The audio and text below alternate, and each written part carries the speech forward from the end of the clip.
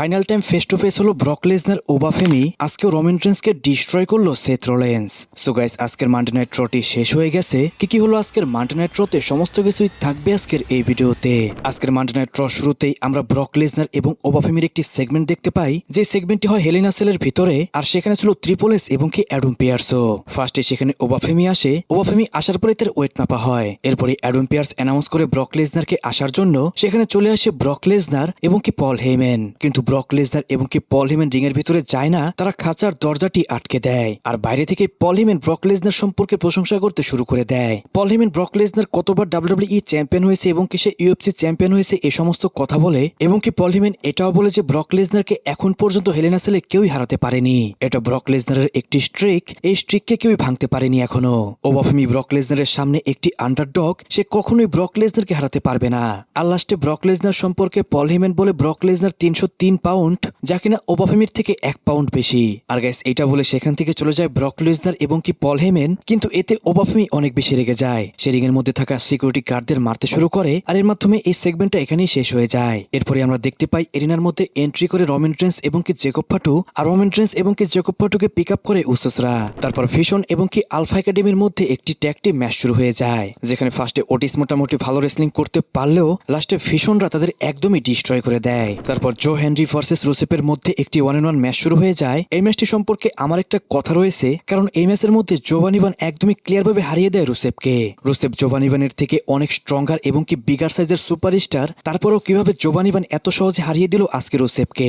রুসেপকে একবার দেখে মনে হয় তার সাথে অনেক ভালো করতে পারে ডাব্লিউডাব্লিউই, আরেকবার দেখে মনে হয় তার সাথে কিছুই করবে না ডাব্লিউডাব্লিউই। গাইস, এবার যখন রুসেপ আবারও রিটার্ন করলো ডাব্লিউডাব্লিউইতে, তারপর থেকে যদি তাকে ভালো করে পুশ করা হতো, আমার মনে হয় অনেক ভালো একটা হিল সুপারস্টার হতো রুসেপ। কারণ রুসেপ যেভাবে ভয়ানকভাবে রেসলিং করতে পারে, একজন বেবিফেস সুপারস্টার তার সামনে কিন্তু অনেকটা বাচ্চাই লাগে। কিন্তু গাইস, আজকে হতাশার বিষয় এইটা যে একটা বাচ্চাই রুসেপকে হারিয়ে দিল। তারপর জো হেনরি এবং কি ডেন হাউজেনের একটি কনসার্ট হয়, সেখানে জো হেনরি এবং কি ডেন হাউজেন গান গাইছিল। তার মধ্যে হঠাৎই চলে আসে জাজমেন্ট ডে এবং কি জাজমেন্ট ডে এসে তাদেরকে ডিস্ট্রয় করে দেয়। জো হেনরি কিন্তু রেসলিং এর পাশাপাশি তার গানের গলা অনেক ভালো, কিন্তু যদি রেসলিং বাদ দিয়ে এভাবেই তাকে গান গাওয়ানোই হয়, তাহলে কিন্তু তার অরা আস্তে আস্তে শেষ হয়ে যাবে।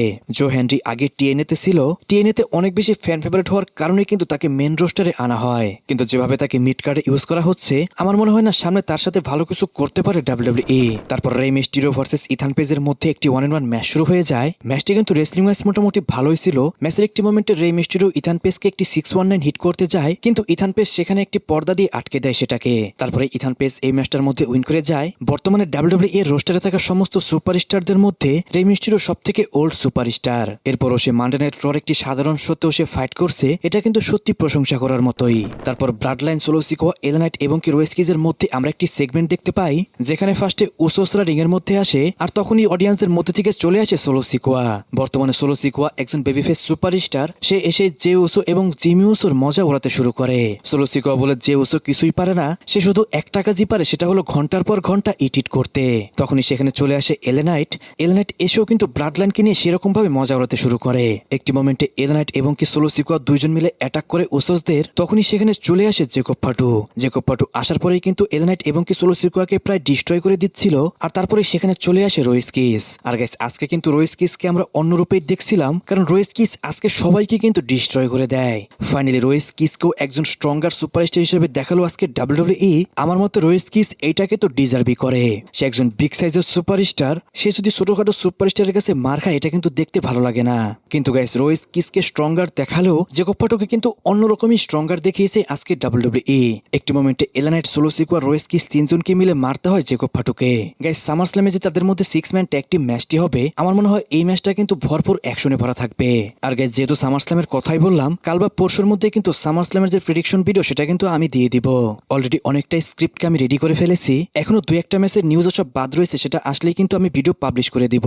আর প্রেডিকশন ভিডিও আসার কারণে কিন্তু আজকের ভিডিও আমি এত লেট করে দিলাম, কারণ সেটা নিয়ে আমি কাজ করছি। একটা স্ক্রিপ্ট রেডি করতে কিন্তু গাইস অনেকটা সময় লেগে যায়। তারপর সোলরুখা ভার্সেস রাকেলের মধ্যে WWE women intercontinental championship match শুরু হয়ে যায়, যেখানে ম্যাচটি তো রেসলিং ওয়াইজ অনেক ভালো হয়। সেখানে ইওস্কা এবং কি জাজমেন্টের আমরা ইন্টারফারেন্স দেখতে পাই, কিন্তু লাস্টে জাজমেন্টের হেল্প নিয়ে কিন্তু এই ম্যাচটার মধ্যে রাকেল রদ্রিগেজ উইন করে যায়, আর রাকেল হয়ে যায় নিউ ওমেন আইসি চ্যাম্পিয়ন। তারপর আজকের মেইন ইভেন্টে আমাদের OTC WWE world heavyweight champion Roman Reigns রিংয়ে আসে। রোমান রেন্স রিংয়ে আসার পরে সবাইকে তাকে একনোলেজ করার পরেই সেখানে চলে আসে সেথ সেথ রোলেন্স রিং এ আসার পরে রোমান রেইন্সের ফার্স্টে তো তারিফ করে, কিন্তু এরপরে বলে রোমান রেইন্স ডাব্লিউডাব্লিউই তে সবকিছু করতে পারলেও সে কখনোই আমাকে হারাতে পারেনি। এই সামারস্ল্যামও আমি তাকে ডিস্ট্রয় করে দিব। এর আগেও এবং কি প্রতিবারই আমি এটাই করেছি। 2022 সালে যখন রোমান রেইন্সকে প্রায় আমি হারিয়ে দিচ্ছিলাম, তখন রোমান রেইন্স সেই ম্যাচটা ডিসকোয়ালিফিকেশনের হেল্প নিয়ে সেখান থেকে বেঁচে যায়। এই সামারস্ল্যামও তুমি তোমার ফ্যামিলিকে নিয়ে এসো সেইখানে, তাদের সামনে আমি তোমাকে হারিয়ে দিব আর তারা তোমার সাথে সেখানে কাঁদতে পারবে। রোমান রেইন্স বলে, তুমি কেন এটা বুঝতে পারছো না? আমি একমাত্র সুপারস্টার ডাব্লিউডাব্লিউই এর। আমি তোমাকে বিট করব কারণ আমার দরকার তোমাকে বিট করার। আমার ফ্যামিলিরাও দেখতে চায় তোমাকে আমি কিভাবে বিট করি, আর পুরো ডাব্লিউডাব্লিউইও দেখতে চায় আমি তোমাকে কিভাবে বিট করি। সেথ রোলেন্স বলে, এটা তো ফানি, তুমি কি ভুলে গেছো রেসলমেনিয়া 31 এর কথা, কিভাবে তোমাকে আমি ডিস্ট্রয় করেছিলাম সেখানে। এই সামারস্ল্যামও এটাই হবে, তোমার ফ্যামিলিরাও তোমাকে সেখানে বাঁচাতে পারবে না। আর গাইস, এই সমস্ত কথা শুনে আজকে রোমান রেইন্স অনেক বেশি রেগে যায়। সে কোনো দেরি না করে একটি সুপারম্যান পাঞ্চ হিট করে দেয় সেথ রোলেন্সকে। একটি সুপারম্যান পাঞ্চ হিট করে রোমান রেইন্স যায় একটি চেয়ার আনতে। সেই চেয়ার নিয়ে যখন রোমান রেইন্স রিগের মধ্যে আসতে যাবে, সেই চেয়ারের মধ্যে রোমান রেইন্সকে একটি স্টম্প হিট করে দেয় সেথ রোলেন্স। গাইস, প্রতি সপ্তাহের মতো এই সপ্তাহে কিন্তু রোমান রেইন্সকে ডিস্ট্রয় করে দিল সেথ রোলেন্স। এই বিষয়টা রোমান রেইন্সের ফ্যানদের জন্য অনেক বেশি হতাশাজনক, কারণ সবাই আশা করেছিল আজকে হয়তো রোমান রেইন্স ডিস্ট্রয় করতে পারবে সেথ রোলেন্সকে। কিন্তু গাইস, এটা আজকেও আমরা দেখতে পেলাম না। বাট এখানে চিন্তার কোনো বিষয় নেই, রোমান রেইন্স সামারস্ল্যামে তার হিসাব কিন্তু ক্লিয়ার করেই নিবে। কারণ সামারস্ল্যামে যদি রোমান রেইন্সকে উইক দেখায় ডাব্লিউডাব্লিউই, এটা ডাব্লিউডাব্লিউই এর জন্য সবথেকে বেশি খারাপ হবে। গাইস, আপনারা যদি ডাব্লিউডাব্লিউই বুঝেন তাহলে আপনাকে এটা মানতে হবে, ডাব্লিউডাব্লিউই রোমান রেইন্স এবং কি ব্রক লেসনারের জন্য এতটা ভিউ পাচ্ছে বর্তমানে। ব্রক লেসনার এবং কি রোমান রেইন্স যে শোর মধ্যে থাকে, সেই শোর ভিউয়ারশিপ কিন্তু আস্তে আস্তে হু হু করে বেড়ে যায়। এই জন্যই ডাব্লিউডাব্লিউইও চাইবে না এই দুজন সুপারস্টারকে কোনোভাবে হাতছাড়া করতে। এখন অনেকেই বলতে পারে যে এই সামারস্ল্যামই ব্রক লেসনারের শেষ সামারস্ল্যাম। গাইস, এই সম্পর্কে আমি এখনই কিছু বলবো না, প্রেডিকশন ভিডিওতে আমি সবকিছুই বলে দিব। গাইস, এরই মাধ্যমে আজকের মানডে নাইট ট্রটি শেষ হয়ে যায়। আজকের মানডে নাইট ট্রটি আপনার কাছে কেমন লেগেছে সেটা কিন্তু অবশ্যই কমেন্টে জানাবেন। সো গাইস, আজকের ভিডিও এই পর্যন্তই। রেসলিং সম্পর্কিত সমস্ত নিউজ এবং কি আপডেট জানতে চ্যানেলটিকে সাবস্ক্রাইব করবেন এবং কি পেজটিকে ফলো করতে ভুলবেন না।